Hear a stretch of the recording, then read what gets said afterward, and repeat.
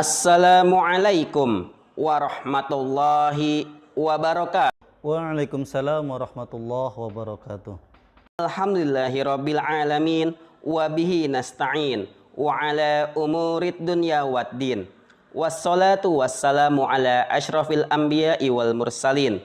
Amma ba'du. Segala puja-puji bagi Allah yang telah memberikan kita nikmat sehat, nikmat kita bisa bernafas, dan juga nikmat merasakan Ramadan pada tahun ini. Alhamdulillah. Dan tak lupa salawat serta salam kepada junjungan Nabi kita, Nabi Muhammad sallallahu alaihi wasallam, yang telah membawa kejayaan Islam. Hadirin para pemirsa Sanlat Cordova 2 Channel yang dirahmati oleh Allah Subhanahu wa taala. Pada kesempatan kita kali ini, kita ingin berbincang-bincang mengenai tema berlaku adil. Dan alhamdulillah sudah hadir di samping saya ini narasumber, seorang guru Cordova, yaitu Ustadz Nuril Anwar SPDI. Assalamualaikum Ustadz. Waalaikumsalam. Ya, beliau ini adalah lulusan pesantren Al-Husna Waziyadah Ashabul Maimanah, betul Ustaz? Betul. Iya. Dan juga beliau ini melanjutkan S1-nya di IAIB Banten, jurusan Pendidikan Agama Islam. Banten, betul. Ya. Ya, oke. Tanpa panjang lebar, kita akan membahas mengenai tema berlaku adil. Mungkin di sini Ustadz ada beberapa pertanyaan yang saya ingin tanyakan kepada narasumber. Ya, silakan. Yang pertama ada yaitu mengenai apa artinya adil. Kemudian di sini ada terhadap urusan apa saja kita harus adil, dan juga apa manfaat adil dalam kehidupan sehari-hari. Maka dari itu, untuk pertanyaan pertama, apa sih artinya adil, Ustaz? Silakan. Terima kasih. Assalamualaikum warahmatullahi wabarakatuh. Alhamdulillahirabbil alamin wa bihi nasta'inu ala umurid dunya waddin. Wassalatu wassalamu ala sayyidina Muhammadin wa ala alihi wa sahbihi ajma'in. Amma ba'du. Wa ba'da salam. Terima kasih kepada host kita Al-Ustadz Cipto yang telah memberikan waktunya untuk saya berbicara sehuruf demi huruf, yang kemudian saya rangkai menjadi kalimat demi kalimat, dan saya kumpulkan menjadi kata-kata yang semoga bermanfaat buat kita semua. Amin ya rabbal alamin. Anak-anakku STIT Cordova 2 yang sangat saya cintai. Teringat di dalam kitab Nasaikhul Ibad karangan Imam Nawawi bin Umar, beliau adalah ulama dari Banten yang karangannya bukan hanya terkenal di Indonesia saja, bahkan sampai ke luar negeri pun terkenal karangannya. Di situ diriwayatkan an ba'dil hukama, dari sebagian hukama mengatakan arba'atun hasanatun walakinna arba'atun minha ahsanu. Jadi Ustadz, ada 4 perkara yang baik, namun ada juga 4 perkara yang lebih baik. Nah, apa 4 perkara yang baik dan 4 perkara yang lebih baik itu? Yang pertama, al-haya'u minar rijal hasanun walakinnahu minal mar'ati ahsan.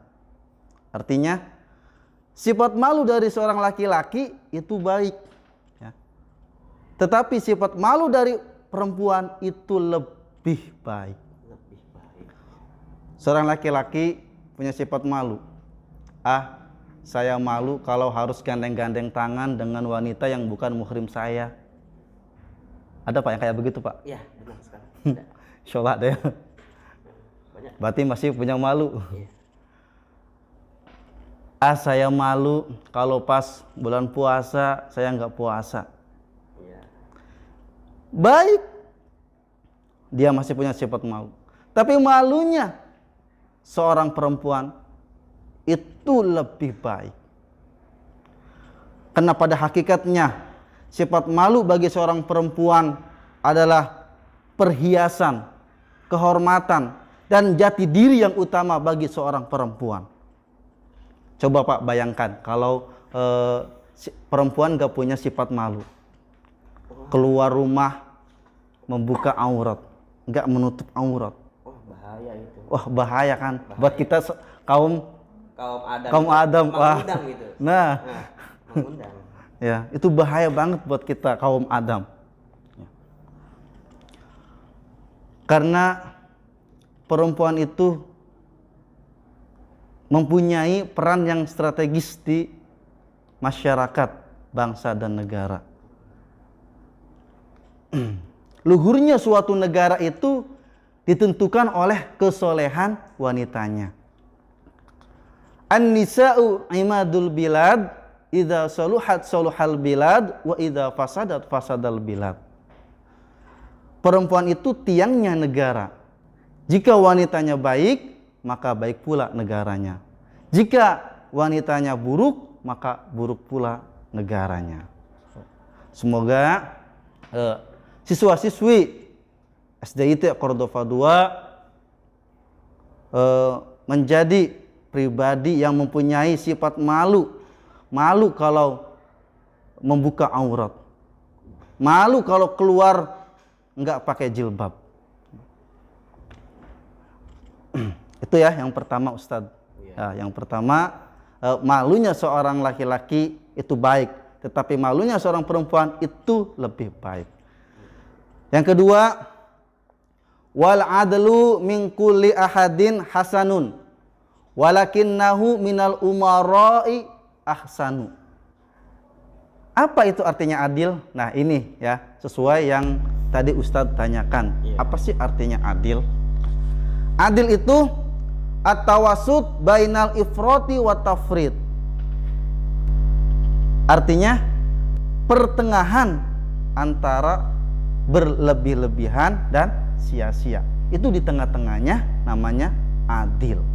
Dan yang namanya adil itu nggak mesti harus sama Ustadz. Ya, nggak mesti harus sama. Sebagai contoh keadilan dalam keluarga. Sebagai orang tua tidak mungkin memberikan uang saku yang sama terhadap kedua anaknya. Yang satunya anaknya masih SD dan yang satunya lagi sudah kuliah. Nggak mungkin uang sakunya dikasihnya sama. Betul kan Ustaz? Karena kebutuhan anaknya itu sudah berbeda. Jadi itu tadi ya Ustaz ya. Sudah saya jawab tadi, yang namanya adil itu artinya at-tawassut bainal ifrat wa tafrid, pertengahan antara berlebih-lebihan dan sia-sia. Itu tengah-tengahnya namanya adil. Oke Ustaz. Untuk selanjutnya yang nomor 3, wat taubatu minasyaikhi hasanun walakinnaha minasyabi ahsanu. Taubatnya orang tua tahu orang tua? Iya, tahu. Kalau dalam bahasa Arab orang disebut syekh atau orang tua itu ketika sudah berumur 40 tahun. Taubatnya orang tua itu baik. Tapi taubatnya anak muda itu lebih baik. Ya Ustaz. Betul? Orang sudah tua, tobat ya memang harus kewajiban kan. Mau kapan lagi orang sudah tua nggak tobat. Ibarat kata orang sudah berbau tanah. Jangan sampai terjadi tua-tua semakin menjadi, tua-tua keladi, tua-tua semakin menjadi-jadi. Ya, hindari sifat seperti itu. Itu baik ketika orang tua bertobat, tapi anak muda bertobat itu lebih baik. Usianya masih muda, ya, umurnya masih 12 tahunan, bacaan Al-Qur'annya bagus, ya, suaranya indah. Tahu kan kalau anak muda baca Al-Qur'an, Bismillahirrahmanirrahim, Sabbihisma rabbikal a'la alladzi khalaqa fasawwa والذي قدر فهدى والذي أخرج المرعى فجعله غثاء أحوى سنقرئك فلا تنسى إلا ما شاء الله. Terus Ustaz, gimana Ustaz? Diindahin aja ya Ustaz.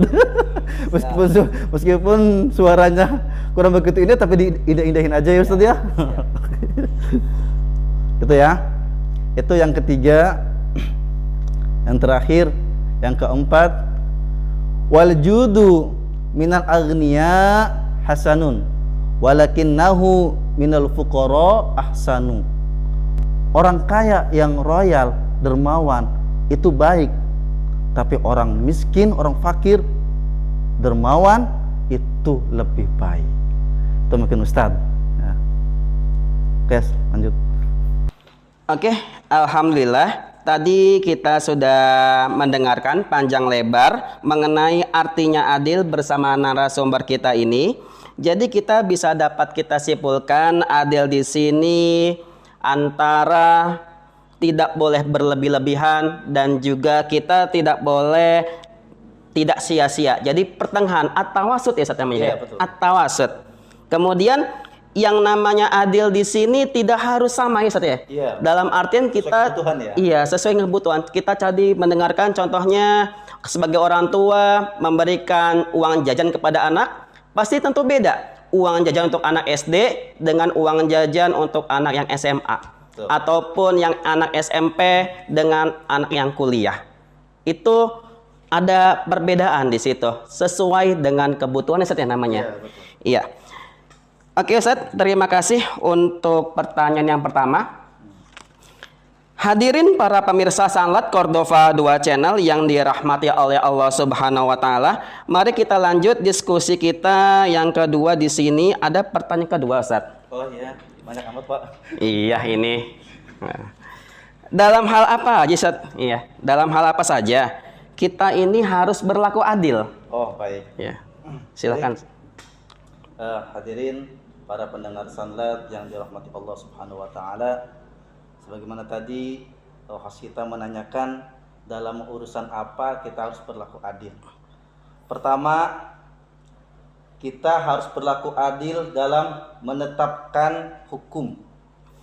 Jika kita nanti sebagai seorang hakim, tegakkanlah hukum dengan seadil-adilnya. Ya, ada ayat yang mengatakan wa idza hakamtum bainan nas an tahkumu bil adl.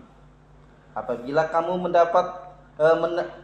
menetapkan hukum di antara manusia, hendaknya kamu menetapkannya dengan adil. Tuh, itu yang pertama ya. Kita berlaku adil dalam menetapkan hukum. Yang kedua, kita harus berlaku adil dalam memberikan hak orang lain. Jangan kita beda-bedakan hak orang lain. Baik orang itu kita sukai ataupun tidak, kita harus berbagi dengan sama ya, adil. Yang ketiga, kita harus berlaku adil dalam pencatatan hutang piutang. Juga harus adil ya, harus ditulis itu hutang. Ditulis dengan benar supaya tidak terjadi kesalahan di kemudian hari. Yang terakhir, kita harus berlaku adil dalam kesaksian. Baik itu kesaksiannya untuk diri sendiri atau orang tua dan kerabat, kita harus berlaku adil. Mungkin itu ya Ustadz ya jawabannya. Oh, oke. Jadi begitu Ustaz ya. Contoh-contohnya hal-hal yang harus apa saja yang kita berlaku adil. Contohnya di sini ada kalau kita memberikan hukum itu harus berlaku adil. Betul, yang pertama. Yang kedua di sini kita kalau memberikan hak-hak kepada orang lain, di sini kita harus bersikap adil. Betul. Kemudian di sini dalam pencatatan hutang piutang juga harus adil Ustaz ya. Ya, Harus ditulis. Kalau dalam ayat Al-Qur'an itu ada idza tadayantum bidainin ila ajalin musamma faktubuhu. Iya, betul. Ya, bukan begitu Ustaz ya ayatnya ya. Iya. Kemudian di sini kita juga harus berlaku adil dalam kesaksian. Iya. Entah kesaksian dalam hal apa saja Ustaz ya. Di semua perkara. Kita kalau menjadi saksi kita harus adil. Oke Ustaz, terima kasih. Ini untuk penjelasannya di pertanyaan nomor 2. Kemudian di sini Ustaz, ngomong-ngomong nih Ustaz ya. Iya. Nah, setelah kita berbincang-bincang mengenai adil, kemudian dalam hal apa saja, kemudian di sini apa sih manfaatnya adil ini? Oke, baik. Baik Ustaz, terima kasih ya. Manfaat adil dalam kehidupan sehari-hari, jika kita sudah bisa berlaku adil, manfaatnya pertama itu dapat mencegah perselisihan di antara kita, baik masyarakat, hubungan antara tetangga, masyarakat. Ya. Kedua, dapat menjaga kerukunan. Dan ketiga, kalau kita sudah berlaku adil, itu dapat lebih mendekatkan diri kepada Allah Subhanahu wa taala.